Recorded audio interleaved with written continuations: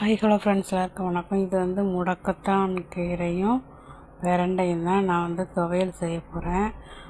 உளுந்து பருப்பு கடலை பருப்பு வறுத்துட்டு வெங்காயம் தக்காளி போட்டு வதக்கிட்டு, அப்புறம் முடக்கத்தான் கீரையும் பிரண்டையும் போட்டு வதக்கிட்டு, தேங்காய் புளி வரமிளகாய் பூண்டு எல்லாம் போட்டு வதக்கிட்டு ஆற வச்சு அரைச்சிட வேண்டியதான். முடக்கத்தான் கீரை வந்து கசக்கும். நம்ம இந்த மற்ற இதெல்லாம் தேங்காய் கடலைப்பருப்பு உளுந்தம்பருப்புலாம் போடுறதுனால கசக்காது. இது வந்து உடம்புக்கு நல்லது. அதனால் கிடச்சா அடிக்கடி வாங்கி செஞ்சு சாப்பிடுங்க. இது வந்து தோசையும் இந்த சட்னியும் தான் எங்கள் வீட்டில் இன்றைக்கி நைட்டு டின்னரு. இந்த செடி வந்து எங்கள் அக்கா வீட்டில் இருக்குது. அதனால் அடிக்கடி நாங்கள் பறித்து செய்வோம். கடையிலலாம் வாங்க மாட்டோம். வீட்டிலே இருக்கிறதுனால அடிக்கடி தேவைக்கு இந்த மழை நேரம் இப்போ பெஞ்சிக்கிட்டே இருக்கிறதுனால அப்பப்போ புதுசாக நல்லா தளர்விட்டு வரும். இது மறுநாள் காலையில் பச்சை பயிறு ஸ்கூலுக்கு குழந்தைங்களுக்கு செஞ்சேன். பச்சை பயிறு வெங்காயம் பூண்டு சீரகம் மஞ்சத்தூள் தக்காளி பச்சை மிளகாய் எல்லாம் போட்டு வேக வச்சு கடைஞ்சிட வேண்டியதான். சாம்பார் தூள் கொஞ்சம் போடுங்க, மஞ்சத்தூள் போடுங்க, சீரகம் போடுங்க.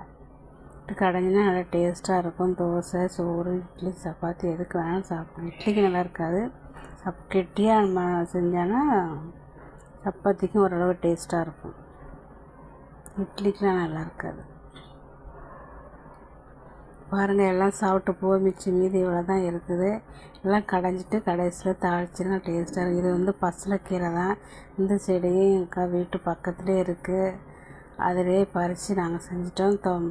பருப்பும் கீரையும் போட்டு வேக வச்சு தேங்காய் சீரகம் பச்சை மிளகாய் சின்ன வெங்காயம் மஞ்சத்தூள் கொஞ்சோண்டு காயம் பருப்பு போட்டதுனால எல்லாம் போட்டு வேக வச்சு கடைஞ்சி தாளிச்சாச்சு.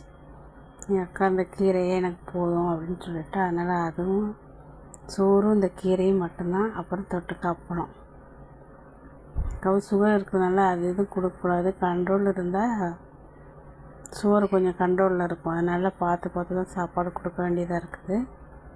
அப்புறம் இது ஈவினிங் ஸ்நாக்ஸ் எங்கள் வீட்டுக்கு கடையில் வாங்கிட்டு வந்தார். கேக்கும் இந்த பப்ஸும். இதுக்கு பேர் மினி பப்ஸு. நல்லா டேஸ்ட்டாக தான் இருக்கும். அடிக்கடி இன்றைக்கி எண்ணெய் வாங்க போனாங்க கடைக்கு. அந்த கடை பக்கத்தில் தான் அந்த கேக்கு கடையும் இருக்குது. அதனால் சரி ஒன்று வாங்கிட்டு வந்துடுங்க, ஸ்நாக்ஸ் வாங்கி ரொம்ப நாளாச்சு, அதனால் வாங்கிட்டு சொல்லிவிட்டேன், வாங்கிட்டு வந்தாங்க. ஒரு ஆளுக்கு ஒரு கேக்கெலாம் அடிக்கடி எங்கள் வீட்டுக்கார் வாங்கி தர மாட்டார். நாங்கள் இன்றைக்கி வேறு ஸ்நாக்ஸே இல்லாதனால எப்படியாவது வாங்கிட்டு வாங்கன்னு சொல்லி விட்டதுனால வாங்கிட்டு வந்தாங்க. இல்லைன்னா அடிக்கடிலாம் வாங்கி தர மாட்டாங்க.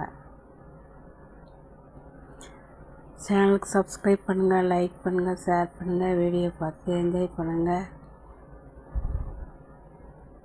எங்கள் வீட்டில் வந்து எண்ணெய் தீர்ந்துருச்சு. கடலை நம்ம எங்கள் வீட்டில் தேங்காய் எண்ணெய் வாங்கி ரொம்ப நாளாச்சு. ஒரே எண்ணெயில் குழம்பு செய்யாதீங்க, வேறு எண்ணெயில் வாங்கி செய்யுங்க.